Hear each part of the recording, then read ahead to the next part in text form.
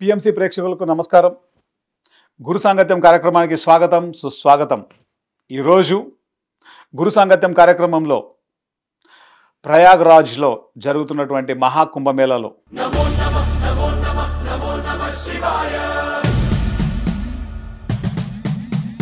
అక్కడి విశేషాలు, అక్కడి అద్భుతాలను మనకు విశదీకరించడానికి మన స్టూడియోకు విచ్చేస్తున్నారు మదన్ గుప్తా స్వామీజీ వారు. నమస్తే స్వామీజీ.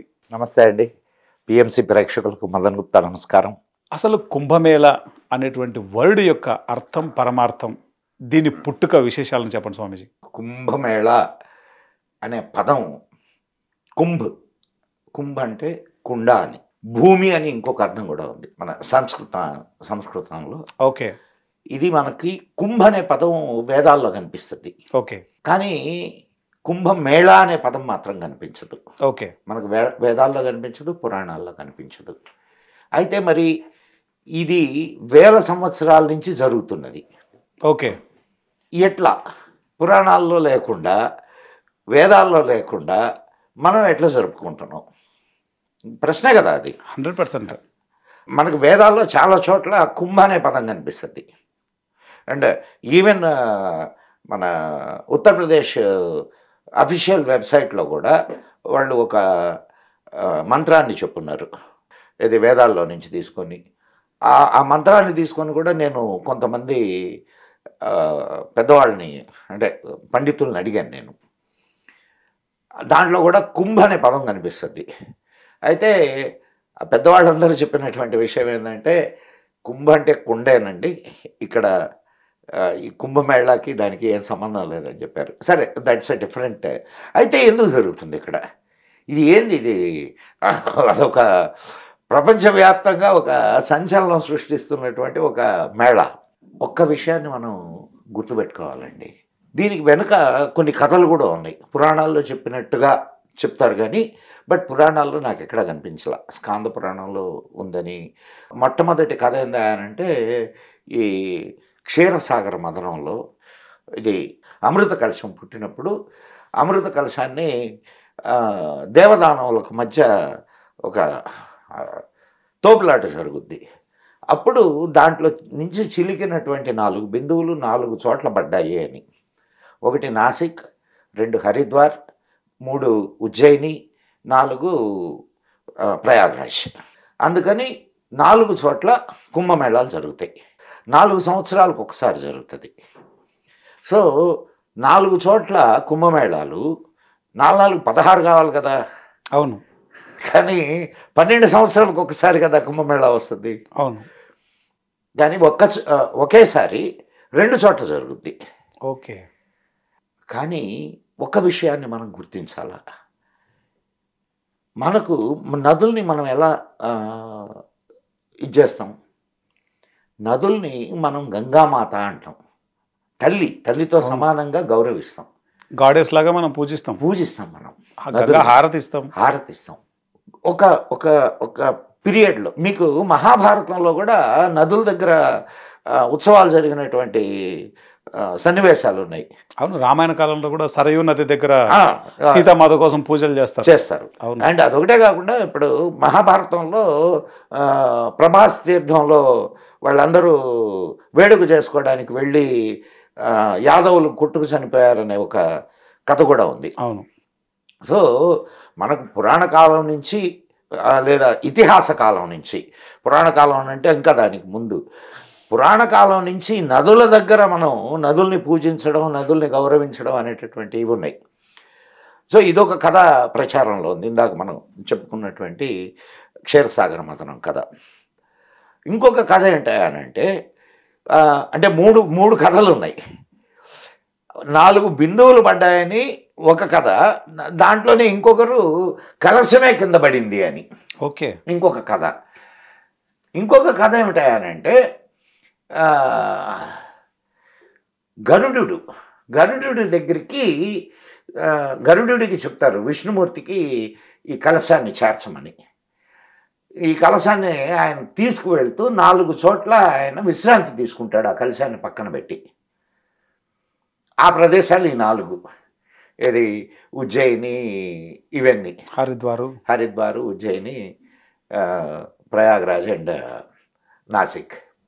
ఇంకొక కథ ఏంటంటే మీకు వినుతా కద్రువాల కథ తెలుసు కదా. అవును. వైనతేయుడు కదా, ఎవరు గరుడు వైనతేయుడు అంటే వినత కుమారుడు కాబట్టి వైనతేయుడు అని వచ్చింది. వినత తన చెల్లెలు అంటే కద్రువ తోడికోడలు, ఆమెకు బానిసగా అయ్యే కథ ఒకటి ఉన్నది కదా మనకి పురాణాల్లో కనిపిస్తుంది. అంటే ఒక ధవళాశ్వం అక్కడ తిరుగుతూ ఉంటే దానికి వినత ధవళాశ్వం ఎంత అద్భుతంగా ఉంది అంటది. కద్రువ ఏమంటది అంటే దాని తోక చూడు నల్లగా ఉంది అంటది. తోక ఏం నల్లగా లేదే అంటది వినత.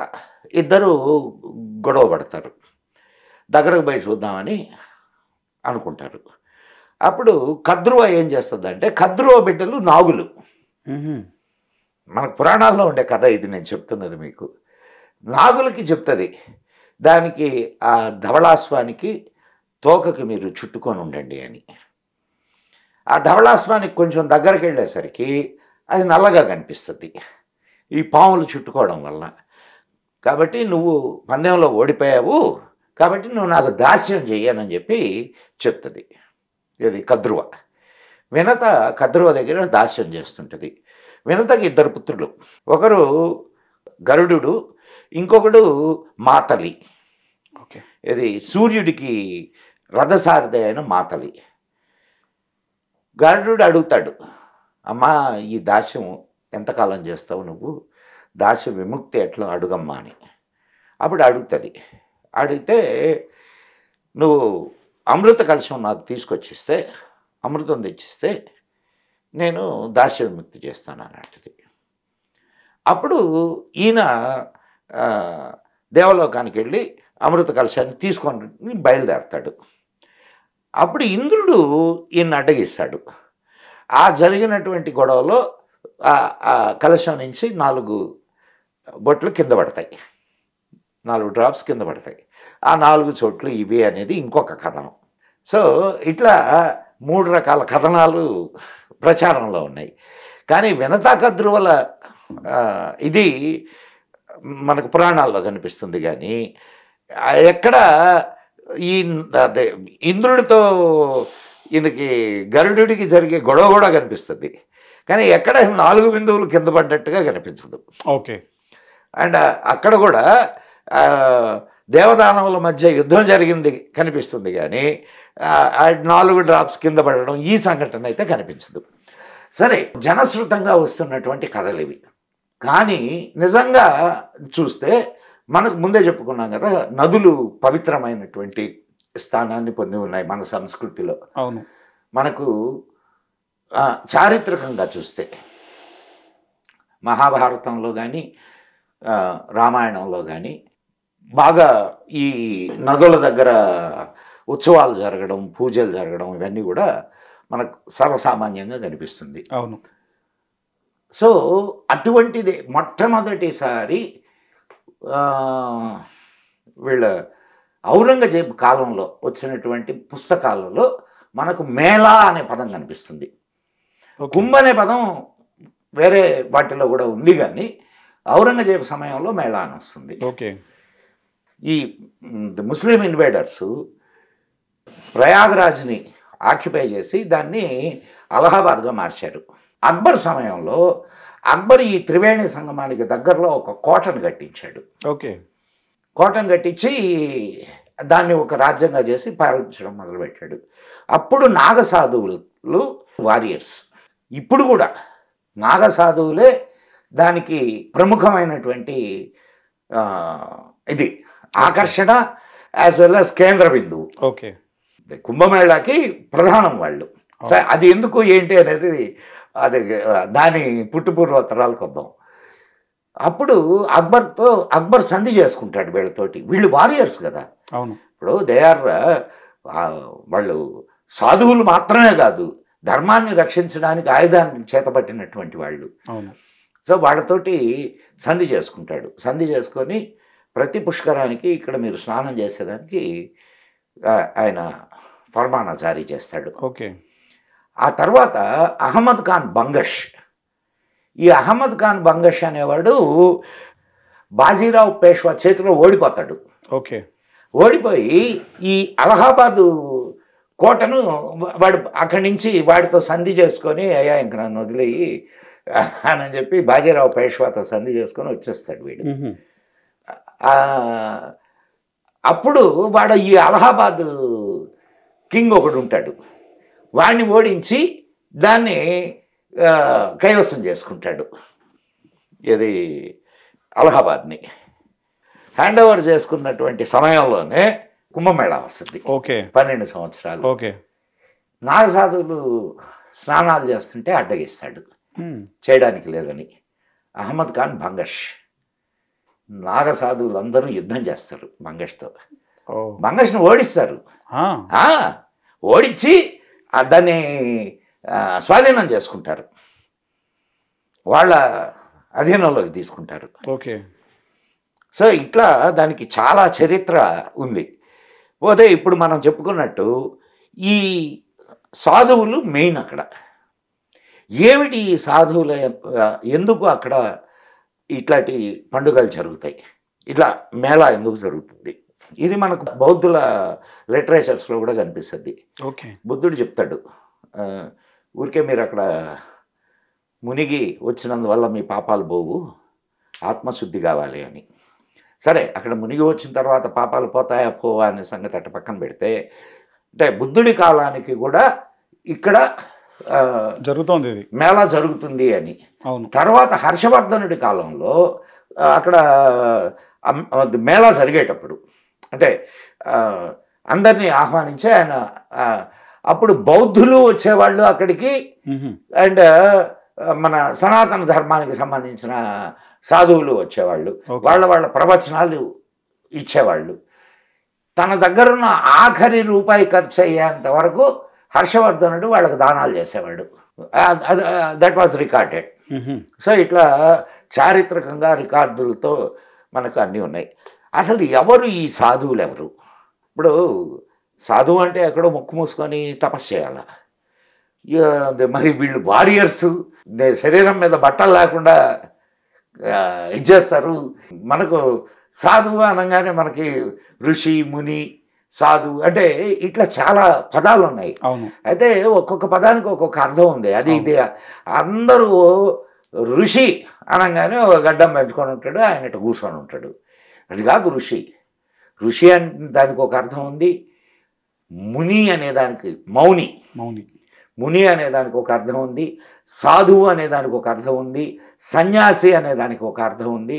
ఇట్లా ఒక్కొక్క పదానికి వాళ్ళ స్పెసిఫికేషను, వాళ్ళు ఏ సాంప్రదాయాన్ని అయితే పాటిస్తారో ఆ సాంప్రదాయానికి సంబంధించినటువంటి స్పెసిఫికేషన్ అది. కరెక్ట్.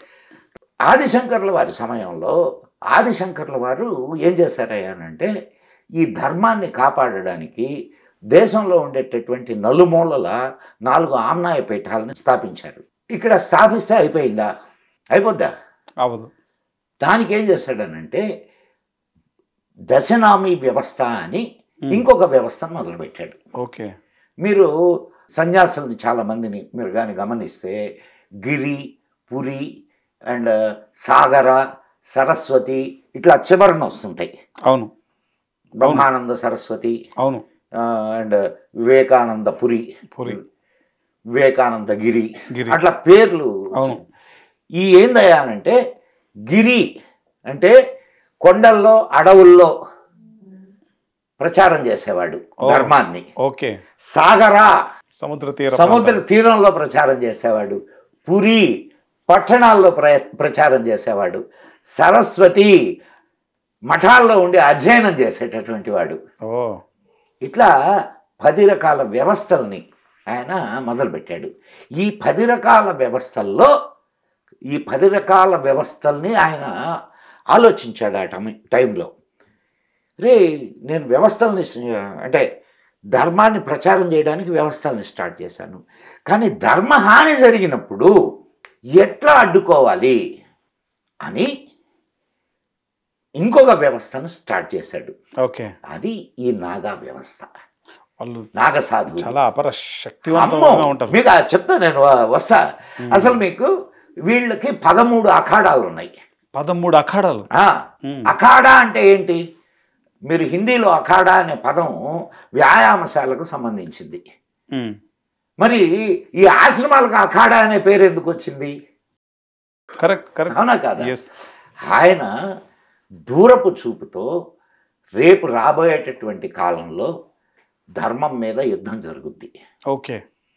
అండ్ ఆలయాలు ధ్వంసం చేయబడతాయి, ధర్మావలంబుల్ని చంపుతారు. అప్పుడు ఈ జాతికి రక్షణ కావాలి. ఓకే. శాస్త్రం ఒక్కటే సరిపోదు. ఈరోజు ఆనాటి కాలంలో మనకి డిబేట్స్ ఉండేవి, శాస్త్ర చర్చ. అవును. సో శాస్త్ర చర్చ ఆనాటి కాలంలో శాస్త్ర చర్చతో ఆ పర్టికులర్ సంప్రదాయాన్నో లేకపోతే ఆ పర్టికులర్ దీన్నో ఓడించేవాళ్ళు. కానీ ఆ తర్వాత వచ్చినటువంటి వీళ్ళు శాస్త్ర సాంప్రదాయం ఈ డిబేట్స్ ఏం లేవు. ఈ డిబేట్స్ ఉంటే ఈ పార్టీకి వేరే మతాలు భారతదేశంలో ఉండేవే కాదు. మీరు బాగా అర్థం చేసుకోండి. ఒకడు కత్తితో మొదలెడతాడు, ఇంకొకడు బియ్యం సంచితో మొదలెడతాడు. సో వీళ్ళని ఎట్లా ఎదుర్కోవాలా? కత్తితో ఇప్పుడు ఇదం శాస్త్రం ఇదం బ్రాహ్మ్యం, ఒక చేత్తో శాస్త్రాన్ని ఒక చేత్తో శస్త్రాన్ని పట్టుకున్నటువంటి వాడే హిందూ. కరెక్ట్. సో ధర్మాన్ని రక్షించడానికి శాస్త్రం ఎంత ముఖ్యమో శస్త్రం కూడా అంతే ముఖ్యం. అందుకోసం ఈ వ్యవస్థను మొదలుపెట్టాడు. ఓకే. అక్కడ ఈ 13 అఖాడాల్లో వాళ్లకు శరీర దారుఢ్యంతో పాటు వాళ్లకు ఆధ్యాత్మిక సాధన అండ్ శస్త్ర సాధన, ఓకే, ఇవన్నీ నేర్పిస్తారు. చాలా చిన్నతనం నుంచి కూడా శస్త్ర విద్యలోనే కాదు శాస్త్ర విద్యలో కూడా పాండిత్యాన్ని సంపాదించుకున్నటువంటి వాళ్ళు. పోతే ఇంకొక యాంగిల్ని మనం ఆలోచిద్దాం. నదుల తీరాల్లో ఇవి జరుగుతున్నాయి. అవును. ఎందుకు జరుగుతున్నాయి ఇవి? ఏంటి? 12 ఏళ్ళకి ఒకసారి ఎందుకు జరగాల? మనకు పుష్కరాలు కూడా వస్తుంటాయి. అవును. పుష్కరాలు కూడా 12 ఏళ్ళకి ఒకసారి వస్తాయి. అవును. ఈ 12 సంవత్సరాల్లో 12 నదులకు పుష్కరాలు వస్తాయి. అవును. ఇక్కడ మనకు పురాణాల్లో వేదాలలో లేకపోయినా మనకి ప్రధానంగా ఒక ప్లానెటరీ పొజిషన్ ఇచ్చారు. ఓకే. మీకు ఇది అన్యాపదేశంగా కనిపిస్తుంది మనకి. చెప్తాను మీకు అది కూడా. అది ఎట్లా అనేది అంటే ఇప్పుడు సింబాలిక్గా చెప్పడం అనమాట. ఓకే. ఇందాక అనుకున్నాం కదా క్షీరసాగర మదనం. క్షీరసాగర మదనం తర్వాత అమృత కలశం వచ్చింది. ఈ అమృత కలశాన్ని అమృత కలశంలో ఉండే బిందువులు చిందకుండా చూడడం చంద్రుడి బాధ్యత. ఓకే. ఆ కలశం విచ్ఛిన్నం కాకుండా చూడాల్సిన బాధ్యత, అంటే పగలకుండా చూడాల్సిన బాధ్యత సూర్యుడిది. అండ్ దీన్ని రక్షించాల్సిన బాధ్యత, రక్షించి ఎవరికి చేర్చాలో వాళ్లకు చేర్చాల్సిన బాధ్యత గురువుది. ఓకే. సో ఇక్కడ సూర్యుడు, చంద్రుడు, గురువు ముగ్గురు ప్రధాన పాత్ర పోషిస్తారు. 100%. అండ్ మనకు పురాణాల ప్రకారం క్షీరసాగర మదనం 12 రోజులు జరిగింది. ఒక్క దేవత రోజు మనకు ఒక సంవత్సరం. ఓకే. దేవతలకి ఒక రోజు, మనకు ఒక సంవత్సరం. సో 12 రోజులు జరిగిన దానికి గుర్తుగా 12 సంవత్సరాలు ఇక్కడ క్యాలిక్యులేట్ చేస్తున్నాం. ఓకే. ఇంకొకటి, ఇప్పుడు మనకు పుష్కరాలు వచ్చినాయి, ఏం చెప్తారు? గురువు ఆ నదిలో ప్రవేశించాడంటారు. అవును. గురువు దేనికి చిహ్నం చెప్పండి నాకు? గురువు జ్ఞానానికి చిహ్నం. అంటే గురువు ఆ నదిలో ప్రవేశించాడు అని అంటే ఆ నదీ తీరంలో జ్ఞానం ప్రవేశిస్తుంది. జ్ఞానం ఏ రూపంలో ప్రవేశిస్తుంది? సాధు సంతుల రూపం. ఓకే. 12 సంవత్సరాలు వాళ్ళు అనేక చోట్ల సాధన చేసి అనేక ప్రయోగాలు యోగ విద్యలో నైపుణ్యం సాధించి అన్ని చేసి వాళ్ళు ఇక్కడ వచ్చి వాళ్ళ జ్ఞానాన్ని పంచుకుంటారు తక్కినటువంటి వాళ్ళతో. వాళ్ళు ఏ జ్ఞానాన్ని అయితే సంపాదించారో, ఏ సాధన అయితే చేశారో అది వచ్చినటువంటి భక్తులకు పంచుతారు. కరెక్ట్ స్వామీజీ. ఇక్కడ 2 విషయాలు ఉన్నాయి. గురువు అనే పదంలోనే అర్థం ఉంది, జ్ఞానంతో బరువైన వాడని. వాటర్కి ఒక ప్రత్యేకత ఉంది. దేన్నైనా ట్రాన్స్మిట్ చేయడానికి. మీకు నాకు వస్తా అక్కడ కూడా. అండ్ అదే ఇంకా అదే నదుల్లో ఎందుకు చేస్తారు? ఇప్పుడు 12 సంవత్సరాలకు ఒకసారి మీరు గురువు యొక్క సైకిల్ కానీ చూస్తే సూర్యుడి చుట్టూ తిరగడానికి 12 సంవత్సరాలు పడుతుంది. అవును. ఒక్కొక్క హౌస్లో ఒక్కొక్క సంవత్సరం ఉంటాడు. అవును. సో ఒక్కొక్క సంవత్సరం ఉన్నప్పుడు ఒక్కొక్క నదికి పుష్కరం వస్తుంది. అవును. ఈ పర్టికులర్గా ఈ 4 క్షేత్రాల్లో పుష్కరాలు రావడానికి ఒక ప్రత్యేకమైన కాంబినేషన్ ఉన్నది. మళ్ళా ఇది కూడా ఈ ముగ్గురికి సంబంధించిందే. సూర్యుడికి, చంద్రుడికి అండ్ గురువుకి. ఇది ఆ కాంబినేషన్ వచ్చినప్పుడు ఆ పర్టికులర్ ప్లేస్కి మేళా జరుగుద్ది, కుంభమేళ. సో గురు ప్రధానము సార్. ఇంతకుముందు ఇంత కమ్యూనికేషన్ సిస్టమ్స్ లేవు, ఇంత విస్తృతమైనటువంటి ప్రచార మాధ్యమాలు లేవు. అవును. కానీ ఆనాడు కూడా ఎక్కడైనా ఒక కొత్త విషయం కనుక్కోనబడితే అది మొత్తం దేశం అంతా స్ప్రెడ్ అయ్యేది. ఎట్లా స్ప్రెడ్ అయ్యేది? ఏదైనా విషయం అది భౌతికమైనటువంటి శాస్త్ర సంబంధమైనది కావచ్చు, భౌతిక శాస్త్రానికి సంబంధించింది కావచ్చు, లేదా ఆధ్యాత్మిక ప్రాధాన్యం కలిగింది కావచ్చు. ఎట్లా స్ప్రెడ్ అయ్యింది? ఇట్లాంటి మేళాల ద్వారా, ఇట్లాంటి పుష్కరాల ద్వారా స్ప్రెడ్ అయ్యాయి. ఓకే. కాశ్మీర్లో ఉన్నవాడు అక్కడికి వస్తాడు, కన్యాకుమారిలో ఉన్నవాడు అక్కడికి వెళ్తాడు, అక్కడ విషయాలన్నీ డిస్కస్ చేస్తాడు. అంతేకాకుండా డిబేట్స్ జరిగాయి. ఇప్పుడు శాస్త్ర చర్చ అది చాలా ముఖ్యమైనది మన సంప్రదాయంలో, మన భారతీయ విద్యా విధానంలో, భారతీయ వైదిక విధానంలో శాస్త్ర చర్చ అనేది చాలా ఇంపార్టెంట్. కరెక్ట్. ఏమిటా శాస్త్ర చర్చ? నువ్వు ఒక విషయాన్ని కనుక్కున్నావు, అది ఎంతవరకు ప్రజోపయోగం? పనికిమాలిన విషయాలు బోర్డు కనుక్కుంటున్నావు, అన్నీ తీసుకొచ్చి ప్రజలకు వేస్తున్నావు. దాంట్లో శాస్త్రీయత ఎంత బెనిఫిట్స్ ఉన్నాయి, వీటిలన్నిటి మీద చర్చ చేసేవాళ్ళు.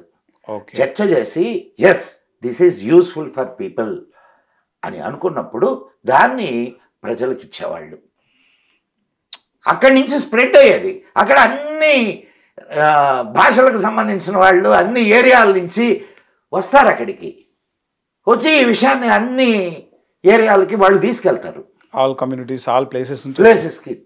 సో ఎంత అద్భుతమైనటువంటి విషయం. Correct Swamiji. అండ్ ఇప్పుడు మీరు అన్నారు, మంచి విషయాన్ని గుర్తు చేశారు. వాటరు మీన్ ట్రాన్స్మిటర్ అని. Yes, water is a very good transmitter. అందుకే నువ్వు అన్నం తినేటప్పుడు లేదా పూజ మొదలు పెట్టేటప్పుడు కేశవాయ స్వాహ, మాధవాయ స్వాహ, గోవిందాయ స్వాహ ఓం ఆచమనం చేస్తావు. అవును. కారణం ఏంటి? ద సౌండ్ ఎనర్జీని నువ్వు వాటర్కి ట్రాన్స్మిట్ చేసి లోపలికి తీసుకుంటున్నావు. అవునా? అవును. ఇంతకుముందు శాపాలు ఇవ్వడం కూడా ఇట్లా జరిగేది. అవును. కమండలంలో నీళ్ళు తీసుకొని శపిచ్చేస్తారు. ఉందా? శక్తి ఉందా? ఉండింది ఆనాటి వాళ్ళకి. ఈనాటి వాడికి అడ్డమైన చెత్త మైండ్లో నింపుకొని నీకు ఆ శక్తి రమ్మంటే ఎట్టొస్తుంది? కరెక్ట్ స్వామీజీ. సో ట్రాన్స్మిటర్గా వాటరు మీకు పనిచేసేది. మీరు ఆ నదిలో స్నానం చేసి, ఆ నదిలో ఎంతమంది జ్ఞానులు స్నానం చేస్తున్నారు, అదే సమయంలో మీరు స్నానం చేసి ఆ నదిలో నీటిలో ఉన్నటువంటి ఆ పాజిటివ్ ఎనర్జీని మీరు తీసుకొని అక్కడ వచ్చినటువంటి జ్ఞానుల్ని దర్శించుకొని వాళ్ళ దగ్గర నుంచి, ఇప్పుడు మీకు కబీర్ దాస్ చెప్తాడు, జాతిన పూచో సాధుకి పూచి లీజియే జ్ఞాన్ మోలు కరో తర్వారుక పడా రహనుదో మ్యాన్. దీని అర్థం ఏంటంటే, ఒక సాధువు దగ్గరికి వెళ్ళావు, నీదే కులం, నువ్వు రెడ్డా కమ్మ, నువ్వు ఎవరైతే ఏమండి, ఏమడగాల ఆయన్ని?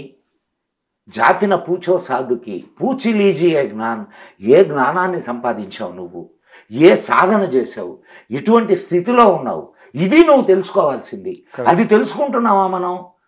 ఫలానా వాడు ఆయన రెడ్డి కాగానే ఇంక రెడ్లంతా నెత్తిన పెట్టుకుంటారు. ఆబ్వియస్లీ కమ్మ కాగానే కమ్మోళ్ళంతా నెత్తిన పెట్టుకుంటారు. ఇదా ఆయన ఎటువంటి జ్ఞానాన్ని సంపాదించాడు, ఆ జ్ఞానాన్ని మనం ఎలా తీసుకోవాలా, మన జీవితాలను ఎలా సరిదిద్దుకోవాలా అనేది మనం అక్కడ నేర్చుకోవాలా. అంత జ్ఞానాన్ని ఇచ్చే వేల మంది సాధువులు ఒక తీరంలో ఉంటే అక్కడికి పోయి ఏదో ఒక మునకేసి బయటకు వచ్చి నా పాపాలన్నీ పోయినాయి అనుకుంటే ఎట్లా? బుద్ధుడు కరెక్ట్గా చెప్పాడు. జ్ఞానాన్ని సంపాదించుకునే ప్రదేశం అది. వెళ్ళండి, సేవ చేయండి, వాళ్ళకి వాళ్ళ ఆశీర్వాదాలు తీసుకోండి, వాళ్ళు సంపాదించినటువంటి జ్ఞానాన్ని మీరు తెచ్చుకోండి, వాళ్ళు చేసినటువంటి సాధనల్ని ఉపదేశం తీసుకొని మీరు మొదలు పెట్టండి. అది దాని లక్ష్యం. ఇప్పుడు ఇది మహాకుంభమేళా అని ముందు మీరు ఒక వర్డ్ వాడారు. అవును, ఎస్, మహాకుంభమేళా. ఇది కారణం ఏంటంటే 12 సార్ల తర్వాత వచ్చేటటువంటి కుంభమేళా. 12 సంవత్సరాలకు ఒకసారి కదా వస్తుంది. 12 144 సంవత్సరాల తర్వాత ఈ కుంభమేళా వస్తుంది. ఒకడి జీవితంలో ఈ కుంభమేళాని ఇంకోసారి చూడలేడు. కాబట్టి తప్పకుండా దీన్ని, ఈ అవకాశాన్ని ఉపయోగించుకోవాలా.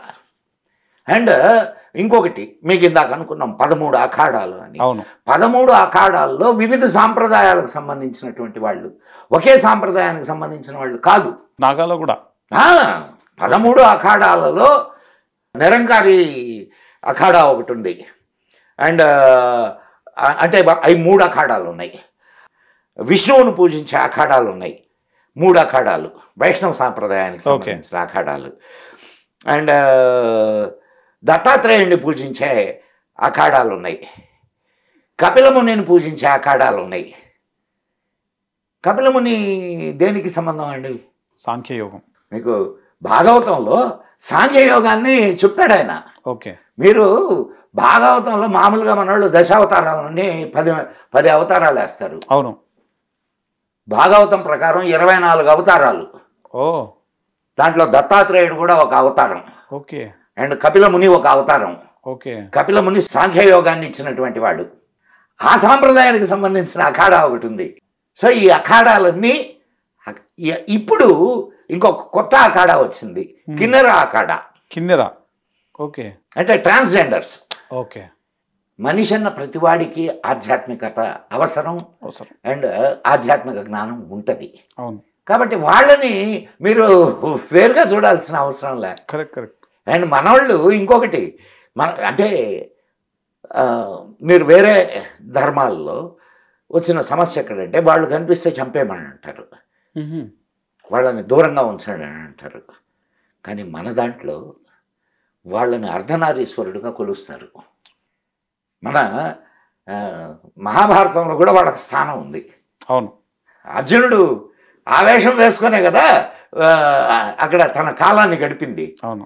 సో ఇట్లా వాళ్ళు కూడా ఇప్పుడు ఒక అఖాడాని మొదలు పెట్టారు, మనం తీసుకొని వచ్చారు ఇక్కడికి. ఓకే. ఆవిడ ఆ అఖాడా హెడ్ చెప్తున్నారు, నేను 5,000 మంది యువతులకి నేను అస్త్ర విద్య నేర్పించానని. ప్రతి స్త్రీ సశస్త్రీకరణ జరిగిందనుకో, శక్తివంతురాలైందనుకో, ఈ రేపులు జరుగుతాయండి, జరగవు.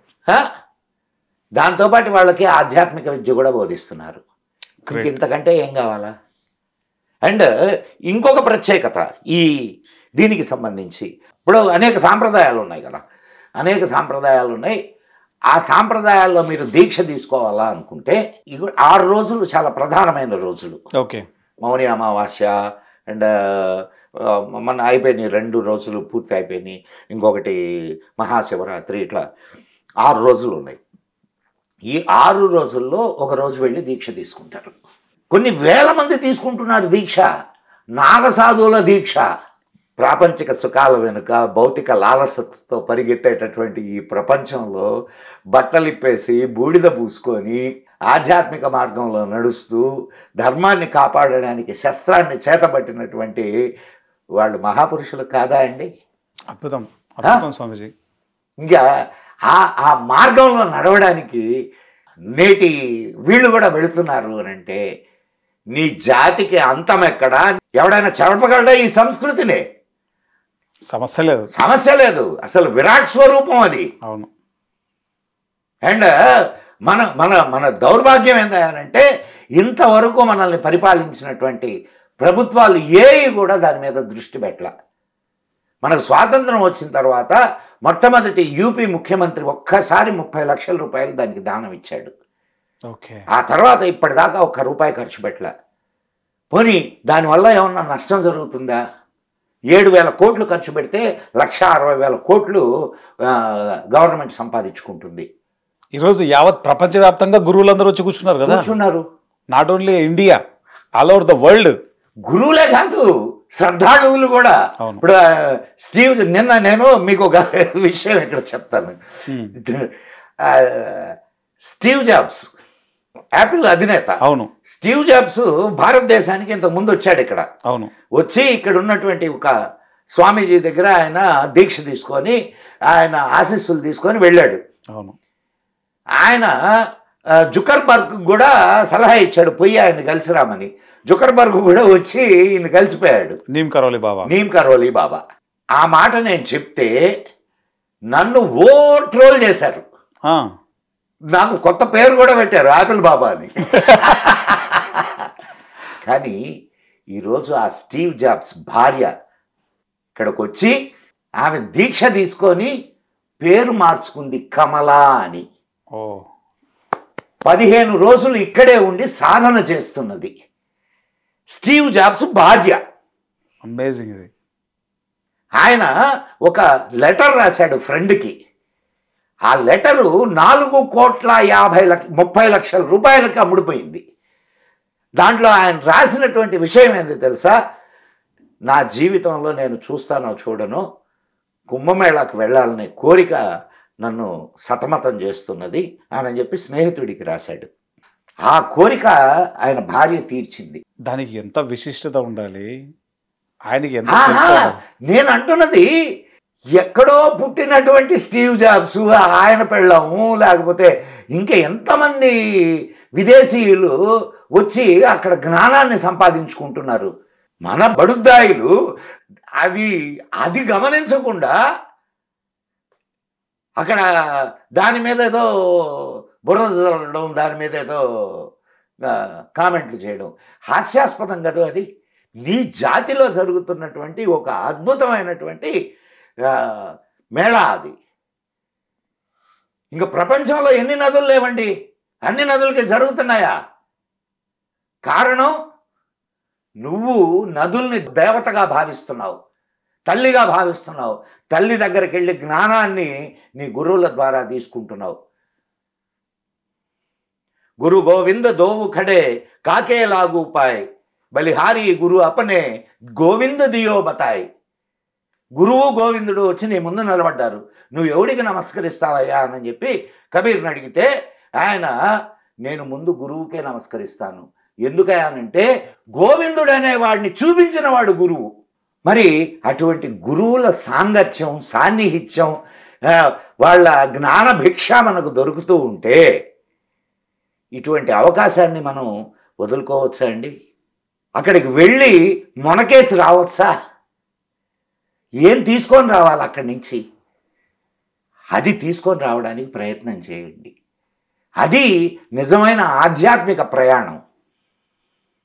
అంతే తప్ప ఇప్పుడు కాశీలో వెళ్ళి గంగలో మునిగితే పాపాలు పోతాయి, ఇక్కడికి వెళ్ళిపోతే పాపాలు పోతాయి, అది కాదండి. నిజమైనటువంటి ఆధ్యాత్మిక ప్రయాణం ఆ మహానుభావుల దగ్గర సర్వాన్ని త్యజించి వాళ్ళు స్వీయ మోక్షం కోసం అండ్ జాతి మోక్షం కోసం పాటుపడుతున్నటువంటి అటువంటి సత్పురుషుల దగ్గరికి వెళ్ళి మనం జ్ఞానభిక్షను తీసుకొని వచ్చి మన జన్మల్ని తరింపజేసుకుందాం. ఇది మనం నేర్చుకోవాల్సింది. అమేజింగ్ స్వామీజీ. మీరు మాట్లాడుతుంటే గూస్ బంప్స్ వస్తున్నాయి స్వామీజీ. ముఖ్యంగా చెప్పండి.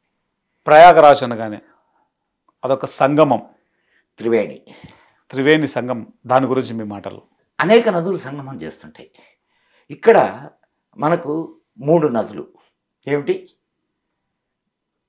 సరస్వతి, యమున అండ్ గంగా. గంగా, యమున, సరస్వతులు, ఈ 3 నదులు చాలా. సార్ అసలు సరస్వతి కనిపించకుండా పోయింది కదా, అంతర్ప్రవాహంగా మామూలు. అయ్యో మీరు అదంతా అడగరు, అది కనిపించకుండా పోయి అది మనకి ముఖ్యం. కానీ నిన్నగాక మొన్న రాజస్థాన్లో ఒక బ్లో, గుంట దవ్వుతుంటే ఒక బ్లో వచ్చింది. సరస్వతి నది బ్లో అంతర్వాహినిగా ప్రవహిస్తున్నది అని చెప్పడానికి అదొక నిదర్శనం. మళ్ళా సనాతన ధర్మం నిద్రలేస్తున్నది అని చెప్పడానికి అదొక గొప్ప ఉదాహరణ. అనేక దేవాలయాలు బయటపడుతున్నాయి. అవును, సంబల్, అవును, సంబల్లో దేనికి ప్రతీక ఇవన్నీ? నీ జాతి పునరుజ్జీవం చెందుతుందని చెప్తున్నాడు భగవంతుడు మనకు అన్యాపదేశంగా. కాబట్టి సమయాన్ని సద్వినియోగం చేసుకుందాం. 3 అద్భుతమైనటువంటి నదులు, ఈ నదుల తీరాలలోనే భారతీయ సంస్కృతి అంతా కూడా వెల్లివిరిసింది. అటువంటి సంస్కృతి, అటువంటి సాంప్రదాయాలు, అటువంటి విజ్ఞానం ఒక్క చోట చేరి మనకు అందించడానికి సిద్ధంగా ఉంది. అది కుంభమేళ. తీసుకోవడానికి మనం ఎంతవరకు సిద్ధంగా ఉన్నాం? మనం ఇంకా చాలా ఇన్డెప్త్కి వెళ్ళి మాట్లాడుకుంటే ఇంకా చాలా ఉన్నాయి. అసలు అక్కడ ఎన్ని రకాల యోగులు అక్కడ వస్తున్నారు. హఠయోగులు, రాజయోగులు అండ్ స్వరయోగులు, అనేక రకాల యోగాల్ని ప్రాక్టీస్ చేసినటువంటి వాళ్ళు. మీరు అక్కడికి వెళ్ళకుండా, అక్కడ చూడకుండా, అక్కడ ఇది కాకుండా వాళ్ళ దగ్గర నుంచి వాళ్ళ ఎన్ని శక్తులు ప్రదర్శిస్తున్నారు. అగ్ని మీద కూర్చునే వాళ్ళు కొందరు, ముళ్ళ కంచె మీద కూర్చునే వాళ్ళు కొందరు, గుంటలోడి తల దాంట్లో పెట్టి గంటల తరబడి ఉండేవాళ్ళు ఇంకొందరు. ఒక సామాన్య మానవుడు, నీకుండే అంత జ్ఞానం వాడికి లేకపోవచ్చు, తర్వాత సంగతి. కానీ వాడు సంపాదించుకున్నటువంటి ఆ విద్య నీకు లేదుగా. మన కళ్ళు నమ్మలేని నిజాలన్నీ మనం అక్కడ చూస్తాం. దాన్ని మనం తప్పు పెడితే ఎట్లా? గాల్లో తేలే సాధువులు, నీటి మీద నడిచే సాధువులు. ఎందుకు మీకు ఎన్ని గొప్ప విషయాలు కాదు మన వాళ్ళకి. గాలిలో తేలే సాధువుని రికార్డు చేశారు. అయితే ఒక 25-30 సంవత్సరాల క్రితం, అప్పుడు కొత్తగా సెల్ ఫోన్స్ వచ్చినాయి. మన దానికి ఉండే ఇది తక్కువ. మీరు ఒకసారి గూగుల్లో కొట్టి చూడండి, అది ఫ్లయింగ్ సెయింట్ అని తిరువణామలలో రికార్డ్ అయింది. అది ఓకే. ఇట్లా గాలిలో ఎట్లా తెలుసా, ర్యాకెట్ పోయినట్టు మన కళ్ళ ముందు ఎన్ని కనిపిస్తుంటే, కళ్ళుండి గుడ్డివాళ్ళు అనేది ఇట్లా వాటిని ఆస్వాదించలేని వాళ్ళు, అటువంటి వాటిని నేర్చుకోలేనటువంటి వాళ్ళు. స్వామీజీ, ఫైనల్గా చెప్పండి. ఈ మహాకుంభ్ మేళా సంబంధించి యావత్ భారతావనికి, యావత్ ఈ ప్రపంచానికి మీరు ఇచ్చే సందేశం? కుంభుకి నేను ఇచ్చే సందేశమా? యావత్ ప్రపంచానికి ఒక్కటే, కుంభే సందేశం. వెళ్ళండి, జ్ఞానాన్ని సముపార్జించండి. అక్కడ సత్పురుష దర్శనం, సత్క్షేత్ర దర్శనం ప్రాప్త దుర్లభం అని మన శాస్త్రాలు చెప్తున్నాయి. సత్క్షేత్రం, సత్పురుషులు అందరూ మీ సమక్షంలో ఉన్నారు. అటువంటి వాళ్ళని దర్శించుకోండి, వాళ్ళ ఆశీస్సులు పొందండి, మీ జీవితాలను ధన్యం చేసుకోండి, జీవన మార్గాన్ని సరిచేసుకోండి, మోక్ష మార్గానికి మీరు బాటలు వేసుకోండి. అటువంటి దీన్ని మనం అక్కడ సంపాదించుకోవాలా, అది చేయండి. మీరు ఆ త్రివేణి సంగమంలో మునిగినా మునక్కపోయినా గంగమ్మ బాధపడదు. కానీ అక్కడి నుంచి ఆ జ్ఞానధారను మీరు ఆస్వాదిస్తే అది నిజమైనటువంటి గంగా స్నానం. ఆ నిజమైన గంగా స్నానాన్ని చేద్దాం. జ్ఞానసాగరం అది. ఇప్పుడు జ్ఞానసాగరం అంతా ప్రయాగరాజ్లో ఉంది. ఆ జ్ఞానసాగరంలో ఓలలాడడానికి వెళదాం. ఆ మహాపురుషుల్ని మనం దర్శనం చేసుకుందాం. వాళ్ళ దగ్గర నుంచి అంత జ్ఞాన భిక్షను స్వీకరించి మన జీవితాన్ని ధన్యం చేసుకుందాం. Thank you Swamiji. సో చూశారు కదండి, ఈరోజు మదనగుప్త స్వామీజీ గారితో ఎన్ని అద్భుతమైన విషయాలు మనం తెలుసుకున్నాం. ఎంత మహాజ్ఞానం ఇది. కొన్ని జన్మలు మనం ఆ జన్మలలో అర్హత సంపాదిస్తే తప్ప కొన్ని మనకు తెలియబడవు. స్వామీజీ ఈరోజు మనందరి మహద్భాగ్యం, ఇంతటి విశేషమైనటువంటి జ్ఞానాన్ని మనకు అందించారు. ఇది మహాజ్ఞానం. ఇది ఆ మహాకుంభమేళ అక్కడ జరుగుతోంది. కానీ దాని యొక్క ప్రాముఖ్యతను తెలుసుకోకపోతే ఆ ప్రయాగరాజులో ఉన్న వ్యక్తి కూడా పోడు అక్కడికి. దాని ప్రాముఖ్యత తెలుసుకుంటే యాపిల్ సిఇఓ వైఫ్ అయినా వచ్చి ఇక్కడ కూర్చుంటుంది. కరెక్ట్. ఈరోజు ఇంతటి మహాజ్ఞానాన్ని మనకు స్వామివారు ప్రసాదించారు. ఇది మనందరి మహద్భాగ్యం. ఈ ఎపిసోడ్ ఎవరైతే చూస్తున్నారో మీకు ఈ అర్హత ఉంది కాబట్టి వింటున్నారు. స్వామివారి యొక్క ఆదేశం మేరకు మా యొక్క రిక్వెస్ట్, దయచేసి 144 సంవత్సరాలకు ఒక్కసారి వచ్చినటువంటి ఈ మహాకుంభమేళాకి తప్పకుండా మనందరం వెళ్దాం. అక్కడ ఉన్నటువంటి గురువుల యొక్క సమక్షంలో మనము సమయాన్ని స్పెండ్ చేద్దాం. అక్కడ గురువుల నుంచి ఆ జ్ఞానాన్ని మనం తెలుసుకుందాం. అక్కడ మునక వేయడం ఎంత ఇంపార్టెంటో ఆ గురువుల యొక్క సమక్షంలో వారి యొక్క జ్ఞానంలో మునక వేయడం కూడా అంతే ఇంపార్టెంట్. మాస్టర్స్, ముఖ్యంగా ఈరోజు నా కోరిక పండింది. స్వామివారిని ఇంటర్వ్యూ చేయాలనుకున్నాం. ఓం నమః శివాయ. సో ఈ అవకాశం స్వామివారు ఇచ్చారు. ఈ కార్యక్రమం ఎంతో స్పెషల్ మనకు. త్రివేణి సంగమం ఆ యొక్క ప్రయాగరాజులో జరుగుతున్నటువంటి ఉత్తరప్రదేశ్ ప్రభుత్వం వారు నిర్వహిస్తున్నటువంటి మహాకుంభమేళాకి మనందరం వెళ్దాం. మన జ్ఞానం యొక్క ఎదుగుదలలో మనం ఒక అడుగు ముందుకేద్దాం. చలో మహాకుంభమేళ. ఈరోజు ఈ గురు సాంగత్యం కార్యక్రమంలో స్వామీజీ వారి నుంచి మహాకుంభమేళ గురించి ఎన్నో అద్భుతమైన విషయాలు తెలుసుకుందాం. నెక్స్ట్ ఎపిసోడ్లో మరొక గురువు గారితో మళ్ళీ కలుసుకుందాం. అంతవరకు చూస్తూ ఉండండి PMC pyramid meditation channel. Thank you very much.